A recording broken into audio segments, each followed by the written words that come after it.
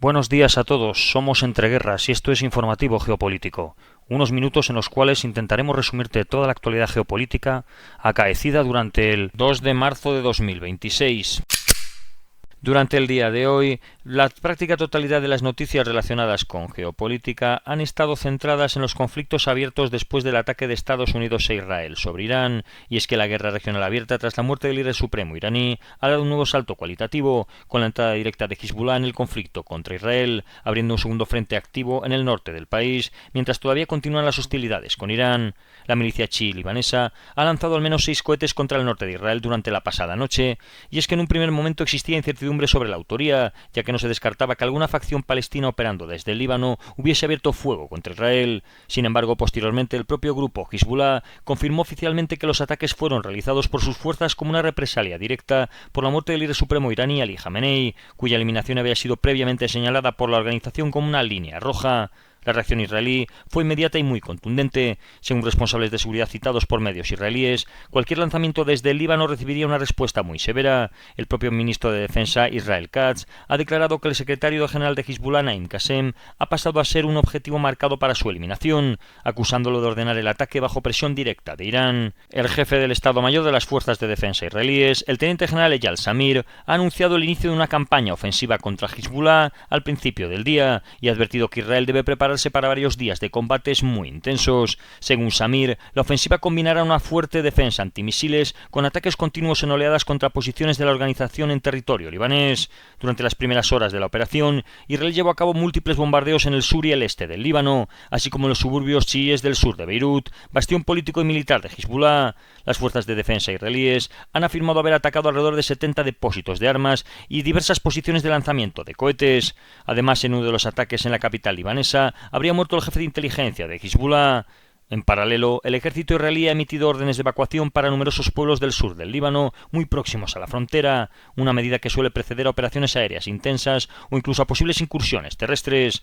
Fuentes de seguridad israelíes, citadas por el canal saudí Al-Hadad, han señalado que la campaña podría convertirse en una ofensiva amplia y exhaustiva y que no habría inmunidad para ningún dirigente o figura militar de la organización. En declaraciones adicionales, Samir ha afirmado que Israel pretende concluir la campaña no solo golpeando a Irán, sino infligiendo a Hezbollah un golpe devastador y forzando su desarme. Según el jefe militar israelí, los planes para esta operación han estado listos durante mucho tiempo y el actual contexto estratégico ha ofrecido la oportunidad para ejecutarlos. Mientras tanto, se han activado nuevas alarmas en el norte de Israel por la posible presencia de drones procedentes del Líbano cuando se están grabando estas líneas, lo que sugiere que Hezbollah podría ampliar sus ataques con sistemas no tripulados además de los clásicos cohetes. La apertura de este frente norte supone una escalada estratégica extremadamente significativa. Hasta ahora Hezbollah había mantenido un nivel de confrontación muy limitado con Israel desde el inicio de la guerra regional. Su entrada abierta en combate introduce el riesgo de una guerra total entre Israel y la organización libanesa, muy debilitada después de la caída de Bashar al-Assad, algo que también podría arrastrar al conjunto del Líbano al conflicto con Israel y multiplicar el alcance regional de la guerra. La evolución reciente de la guerra entre Estados Unidos, Israel e Irán muestra una transición clara desde una fase inicial de ataques de precisión hacia una dinámica de conflicto regional que combina operaciones militares directas, guerra indirecta a través de milicias aliadas y una presión económica sobre infraestructuras energéticas y rutas marítimas. Los acontecimientos descritos reflejan una escalada progresiva en varios frentes simultáneos, lo que indica que el conflicto estaría entrando en una fase más compleja en la que los objetivos militares inmediatos se están entrelazando con cálculos estratégicos un poco más amplios. En el plano militar, los ataques contra sistemas de misiles iraníes, centros de mando del Cuerpo de la Guardia Revolucionaria Islámica, defensas aéreas y depósitos de armamento muestran que la campaña estadounidense e israelí sigue centrada en degradar progresivamente la arquitectura militar que permite a Irán proyectar poder regional. El uso de drones armados como el MQ-9 Reaper, junto con la participación de bombarderos estratégicos tipo B-1 Lancer, indica que Washington estaría empleando una combinación de vigilancia persistente y ataques de precisión para destruir lanzadores de misiles balísticos y plataformas de ataque antes de que puedan ser utilizados contra objetivos israelíes o bases estadounidenses en la región. Esta campaña aérea sugiere una estrategia de supresión progresiva de las capacidades ofensivas iraníes, laminando por completo su capacidad para responder antes de considerar objetivos estratégicos de mayor sensibilidad política, como serían las instalaciones nucleares. Sin embargo, la respuesta de los iraníes demuestra una estrategia muy diferente, basada en ampliar el campo de batalla. Irán no está limitando su reacción a ataques directos contra Israel, sino que ahora mismo está activando múltiples frentes regionales con el objetivo de aumentar aumentar el coste del conflicto para sus adversarios. En este contexto, el ataque contra la refinería Ras Tanura, operada por Saudi Aramco en Arabia Saudí, ha representado un movimiento estratégico destinado a introducir el factor energético en la ecuación militar. Golpear una de las infraestructuras petroleras más importantes del Golfo Pérsico no solo afecta a Arabia Saudí de manera directa, sino que envía una señal al mercado energético global sobre la vulnerabilidad del suministro en caso de una escalada. Este tipo de acciones buscaría internacionalizar el impacto económico de la guerra y aumentar la presión sobre los aliados occidentales. La amenaza formulada por el general Ebrahim Jabari de cerrar el estrecho de Hormuz refuerza además esta lógica estratégica. Aproximadamente una quinta parte del comercio mundial de petróleo transita por este estrecho, por lo que incluso una interrupción parcial mediante minas navales, drones marítimos o ataques contra petroleros podría provocar una perturbación muy significativa en el sistema energético global. Aunque un bloqueo total sería muy difícil de sostener frente a la presencia naval estadounidense y aliada en la zona, el simple riesgo de ataques en la zona contra buques ya puede elevar los precios del petróleo y generar mucha incertidumbre en los mercados. Otro elemento clave de los acontecimientos recientes es la activación progresiva de las milicias alineadas con Irán en distintos países de Oriente Próximo.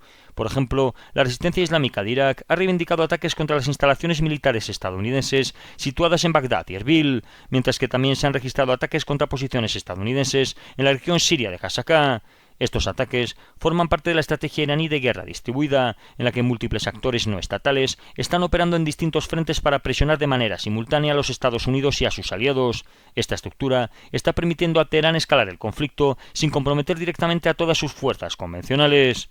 Al mismo tiempo, los acontecimientos muestran que los estados del Golfo estarían adoptando una postura cada vez más activa frente a la amenaza iraní. Según informaciones publicadas por The Wall Street Journal, varios gobiernos regionales habrían comenzado a interceptar misiles y drones dirigidos hacia sus territorios y estarían evaluando posibles respuestas militares contra las plataformas de lanzamiento en territorio iraní. Países como Arabia Saudita, Emiratos Árabes Unidos, Qatar o Bahrein, que han sido atacados, se encuentran ahora mismo en una posición particularmente delicada. Por un lado dependen de la protección militar estadounidense, pero por otro son extremadamente vulnerables a ataques contra sus infraestructuras energéticas y puertos. Los acontecimientos recientes también reflejan el riesgo operativo derivado de la alta concentración de medios militares en la región. El incidente acaecido hoy en Kuwait, en el que varios cazas F-15 Eagle se han estrellado aparentemente tras un episodio de fuego amigo, ilustra la complejidad del entorno aéreo actual. Cuando múltiples sistemas de defensa antiaérea, interceptores, drones y aviones de diferentes países operan de manera simultánea en el mismo espacio aéreo, la probabilidad de errores de identificación aumentan considerablemente.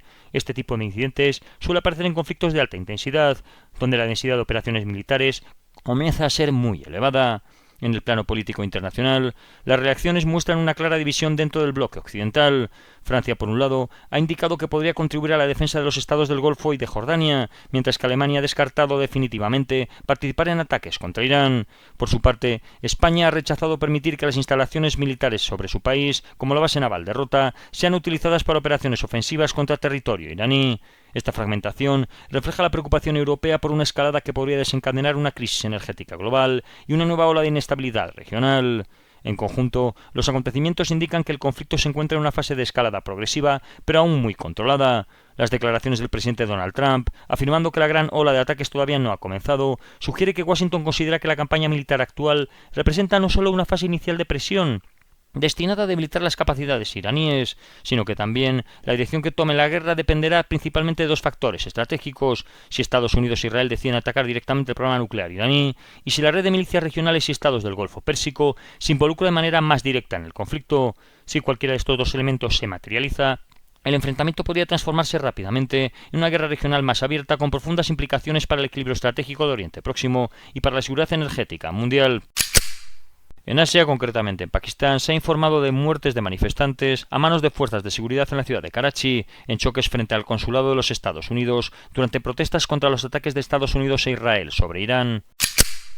Según el ministro de Información de Pakistán, al menos 435 soldados afganos habrían sido neutralizados desde que comenzaron los enfrentamientos hace unos días. El ejército pakistaní ha neutralizado 188 puestos de avanzada afganos y ha capturado otros 31. Además, las unidades militares de Pakistán han destruido más de 188 vehículos blindados y sistemas de artillería de sus contrapartes, según lo que ha afirmado el gobierno de Islamabad. Y esto ha sido todo por hoy. Si queréis profundizar en las noticias que hemos comentado, leer alguna de ellas o visualizar diferentes vídeos de actualidad, os recordamos que estamos en la aplicación Telegram, con nombre de usuario @entre_guerras. Que tengan un buen día y recuerden el main.